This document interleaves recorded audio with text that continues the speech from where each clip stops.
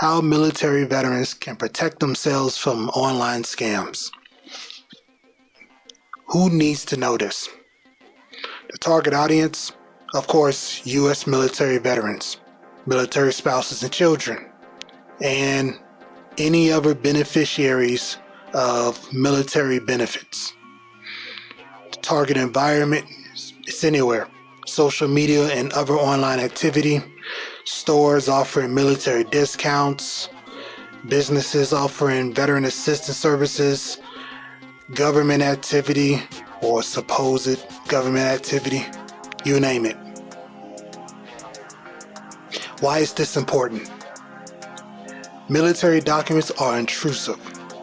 A lot of them have the social security number, even forms or documents that don't need to have it up there, where there are many other ways to prove that you are, such as your name, your rank, pay grade.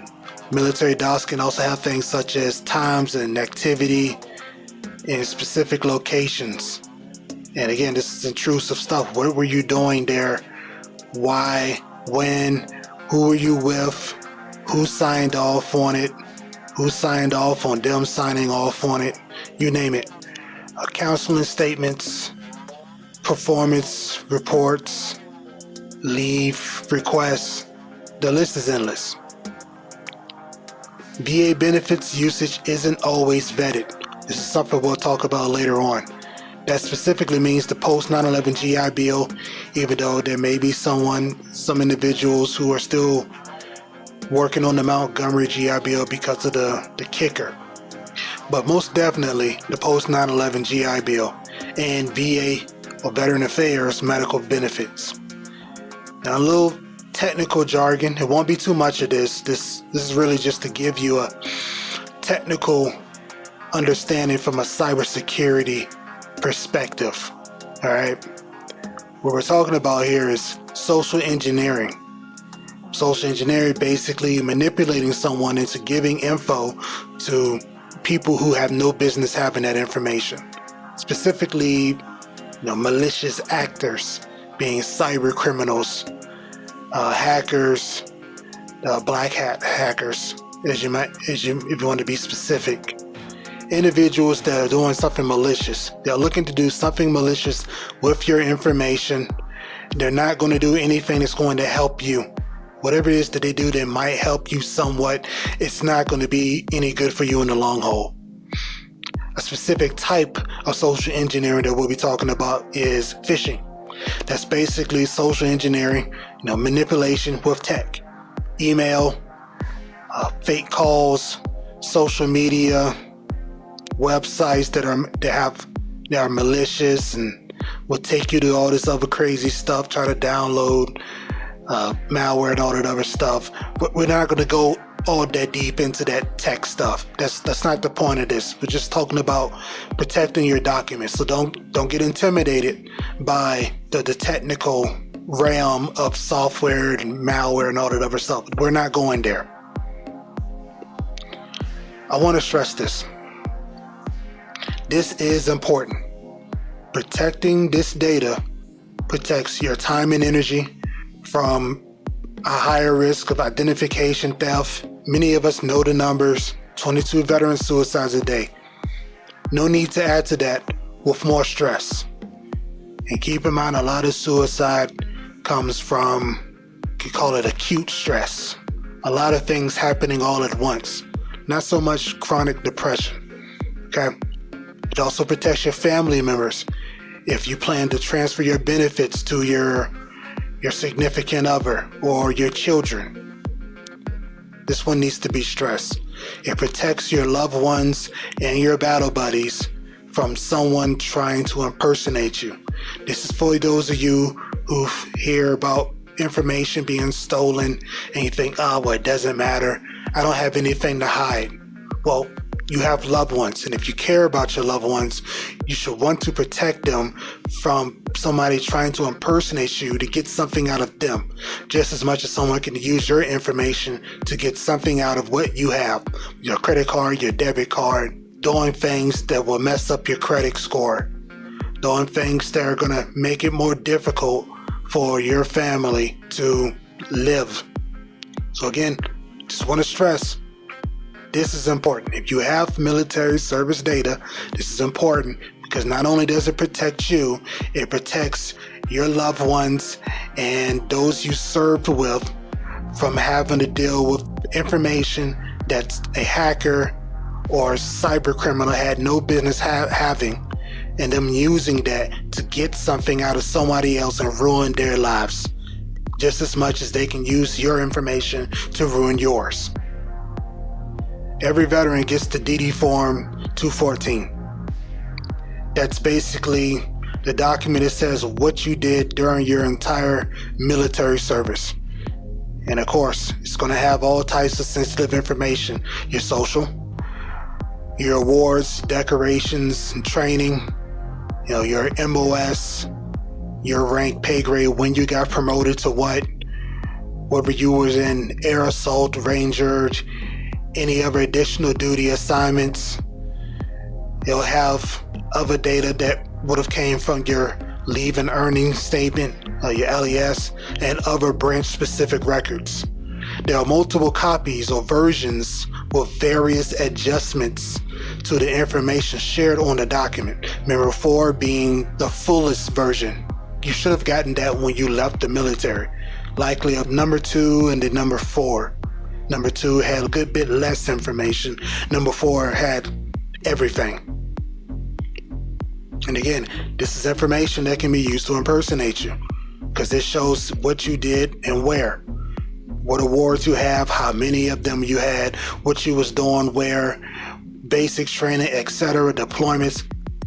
It's going to be there.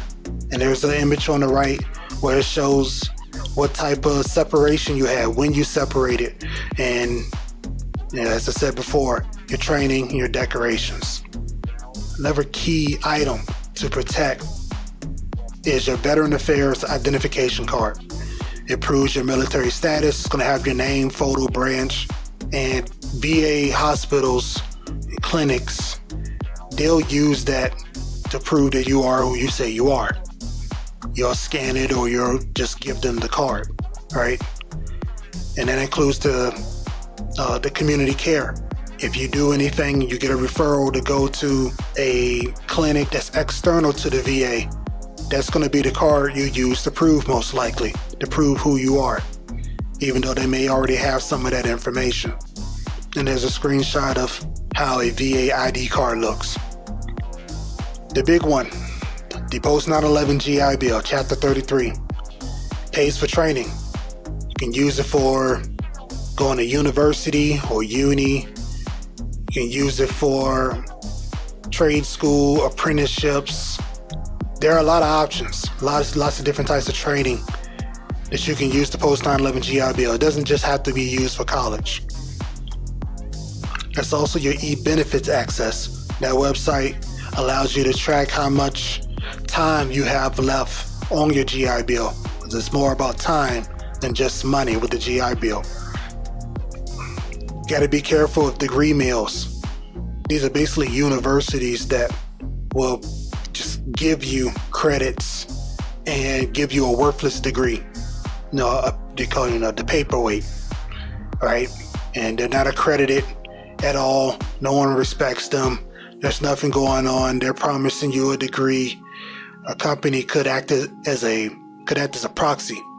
So you're paying them to get training from another company. So you're paying this company, and whatever you're paying them, they're making a huge percentage, a huge markup off of you, while only paying maybe a very small percentage, I'll say, to give you that training, or they're redirecting you elsewhere for that training. Also, look out for schools that could be reporting false stats to recruit veterans, again, just to get money from the VA. There are lists that will show you which schools are best for veterans. I want to give a quick mention to the Joint Services Transcript and branch-specific transcripts. I think the Army, I know the Army had one. I know the Air Force has one. These are documents that you can send in to prove that you had certain training that may not show on the DD-214. That could come from other websites for service member or military training sites. It's just something to keep in mind. You may not hear much about it, but if somebody asks you about it, keep in mind that has sensitive information as well. I also want to do a quick mention for veteran readiness and employment. It used to be called vocational rehab, or Chapter 31, but it would help just to keep this information in mind if you go to deal with VRNE or Voc Rehab for any assistance through a company. You want to make sure that whatever training that you present the VRNE representative with at the VA, if you'll do your due diligence first, because we don't know what they may have done or what they're going to do to ensure that it's legit. Here was an example a couple years ago. The VA suspended GI Bill usage for multiple universities for illegal advertising, sales, or enrollment practices. Basically lying. Think about those lists I talked about earlier. The best schools for military veterans. Well, you gotta be a little honest. Many times those are just affiliate marketing. Are mainly ranked based on how much someone paid to get in a certain position. So, I'm not saying they're all trash. What I am saying is you have to still do some due diligence. Don't just look at a list, look at multiple lists, talk to people who are at these schools. Because they can lie about sales and how many veterans are there. That could give you a false answer as to how reputable a college really is based on how many veterans are there, how many may have left there, how honest they are in their marketing. We get it, it's marketing, right? They want to show you the best of things. But there's a difference between saying that we do what we can to help veterans versus you going there and you're having a bunch of extra fees for books and other things for just to try to nickel and dime you to get more of your money or more of the VA money, especially with the Yellow Ribbon program, stuff like that. University of Phoenix, one of those colleges that was suspended for a short while. This is what it looks like when you look for a university that's been in hot water with the VA. They get a little tag. If you go to the GI Bill comparison tool, that's the URL at the bottom. You search for a school. If they've had any shiesty stuff going on, you'll see a little warning there. Now they have since resolved this. That article is a couple years old, but it's still there just so you keep in mind in case something happens. Now you know that you need to say something and you're not alone. Second example, a company lied to the VA about the percentage of non-veteran students were at the school that helps secure the funding and proves a point of legitimacy to the government. So this company just made up a bunch of names just to try to get that money out of the VA. And before I talk about the how, we talked about what, the why, we'll talk about the when and the how in a minute. I want to start with something basic first, with privacy, military related, okay? There may be places you go or times where you don't want someone to know that you're in the military. Maybe you want to see someone's perspective on something related to the military. Maybe you're in a place that's anti-military. Maybe you just want someone you don't want to have some bit of anonymity. You don't want someone to be able to try to figure you out too quick. There are a couple of different reasons based on where you are, who you are, and what you're doing. There are a couple of things we got to keep in mind that make us stand out. Well, one thing is the haircut. Right, what your hairstyle, but the real standouts, the first one is military themed clothing, right? The medical KIA and MIA bracelets, ID tags, having those around your neck or in your belt loop and going into your pocket, a rigorous combat uniform belt, tan combat boots, camo clothing and book bags, That's going to make you stand out, right? A veteran vehicle license plate, awards and decorations, vehicle decals, showing off your airborne badge, or your CIB, your CAB. Those are Army badges. And of course, having a PT belt. Just don't have a PT belt. It's not cool. Unless you really need one. I guess it can come in handy and sometimes. But these are things that make you stand out. So when you talk about privacy, when we talk about online privacy and protecting your data, think about times where you may not want somebody bothering you or knowing that you're a military veteran. That also includes hats. Iraq, Afghanistan, Korean War. That's obvious, right? So again, not saying that you shouldn't wear these things. Not saying you shouldn't be proud of it. What I'm doing is giving you an example of things that can help show someone who you are. And certain people can see those things and quickly come up with how they may want to approach you. These are things that people might see on you and think, hey, this could be a potential victim. This person is a veteran. This person may fall for this training thing to try to get them out of their GI Bill, or to try to get their VA ID card, or get some type of military information out of you to use for who knows what. All right. How to determine when someone needs that information. How do you determine when someone needs your DD-214, your post 9/11 GI Bill information, your VA ID card? Obviously, you have to do your due diligence. You have to do your part to verify legitimacy. Some quick ways are to check websites like rallypoint.com.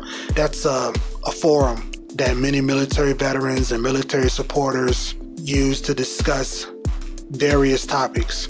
There's also an official VA accreditation site where you can view what organizations are officially listed as Veteran Service Organizations, or VSOs. You also see the GI Bill comparison tool. At the bottom is an image of the student feedback. If a college you want to go to has a bunch of complaints, you'll search for the school, you'll click on the school, the specific school, and you'll scroll down, you'll see student feedback. And if there are complaints, they'll show what types of complaints. What are those complaints related to? Money, discrimination, etc. Of course, read the terms and conditions. I do know of sites like Terms and Service, Didn't Read, I think it's TOSDR.org, where they simplify the terms and conditions and the privacy policy to help you understand the legalese of it. Read the full thing anyway. Read the full thing, take your time, and if there are questions about anything, ask. Check their online activity on social media and online from multiple search engines, your Google, your DuckDuckGo. If you're in another country that has another primary search engine, use it. Use them all. See what comes up. Search engine results aren't always the same. Check for company history. How long has the company existed? Do they have a Better Business Bureau page? Can you find out who owns the organization? Can you find out what they stand for, what they're doing? Again, it seems like a lot, but you're talking about protecting your information here. You can contact the VA. The VA has various departments: education, finance, health information, etc. Contact them and figure out who to talk to prove if an organization is legit. If they're telling you they need your GI Bill, DD-214, or VA ID card. A quick note, that includes contacts supposedly from the VA. Many times, depending on how much you deal with the VA, you'll have times when you get calls that are not from the official or the main line of your VA hospital or CBA, community-based outreach clinic. If you're hearing from Vision, a specific nurse, they may not use the main line number. It doesn't hurt to ask, hey, who is this? Even though they may tell you that we're looking for Sergeant this or Lieutenant or Captain, whatever, that may seem legit, that's cool. If you're suspicious about any of it, or you weren't expecting a call, it's okay to say, hold on, I need to make sure this number is legit. Hold on, I need to look this number up. Hold on, who told you to call me? Hold on, I need to check my health event. They may not like it, but that's their problem. If you give your information to the wrong person, that's going to be your problem. They can wait a couple seconds. They may not like it, but that's not your issue. Don't let that keep you from doing what you need to do to feel comfortable about sharing further information. But one of the first things they're going to ask is for you to prove your identity. What does that mean? Date of birth, social, private information. So that's unknown numbers. Recruiters for research. I can think of a time where I was in a clinic and I had a doctor, supposedly, walk up to me and ask me if I was interested in a research survey. And of course, I was caught off guard. I thought it was odd. I took the little brochure and, the nurses and the doctors around didn't say anything. So I didn't think much of it. But this individual also came in with an authoritative pose, seemed very confident. That doesn't mean anything. People don't always pay attention to what they're doing, right? So I just said, I'm not interested. I'll take the brochure. I'll look it up on my own time. Community care referrals. Sometimes, depending on what's going on, you may get a referral to a medical center that's external to the VA. You may get a call from somebody saying, hey, we want to speak to you. Are you this, and this? And again, if you feel uncomfortable, there's nothing wrong with saying, hey, I need to call the VA to verify that you're supposed to be calling me. Hey, I need a minute to look up this phone number and ensure that you are who you say you are. Or to simply ask, why are you calling me? Who referred you to me? Who gave you my number? Etc. Let's summarize this a little bit. How do you start to share this military service data once you verify that someone is legit? Ask how the data is stored and for how long. Many companies allow you to request what information they have on file for you. That is because of something called GDPR, General Data Privacy Regulation. It's from Europe, but it affected the way a lot of major tech companies handle your information. You can look it up. The Amazons and the Facebooks and Twitters, LinkedIn, they have that feature. You just have to ask. But ask how they store their information. Ask how long, just to get a good idea of how comfortable they are answering the question.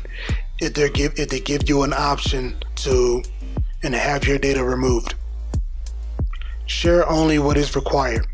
Let's say an organization says we need your D-214 to prove that you were a veteran and to prove that you had an honorable discharge. Depending on what specifically they need to see, you could just give them the service too. That has a lot of information redacted instead of the member 4, which has everything. They don't need everything. Figure out what exactly they need. Some states will give you a veteran ID card for when you do certain things around the state, and you can get discounts easier without having to show a VA card and having to worry about that. So that's something to look into. Whatever it is you're sharing, you make sure you black out everything that they do not need. Your social security number, most people do not need that. You can black that out. There are free applications for every operating system that can do that. MS Paint on Windows, GIMP on Linux, PicPic is another free Windows application, and I'm sure there's something for Apple. So to summarize, the key takeaways: restrict physical and online access to your DD Form 214, VA ID card, and GI Bill benefits anytime possible. Ask for and verify justification before giving any of this information to anyone. When you're not completely sure that someone is legit, that a company is legit, that a veteran service organization is legitimate, ask the VA and other veterans. And lastly, if you feel rushed by anyone that's asking you for this information, just say no. Just say no. Whatever it is they're offering you, there's most likely another way to get it from somewhere else. That can mean from another veteran service organization. It could mean from some VA benefits you may not know you had. It could mean from a college that has a veteran community. It could mean from your state. Many states have different military benefits. Resist the rush. I hope you enjoyed this. Got any questions, comments, concerns? Please leave them in the comments below. Thank you.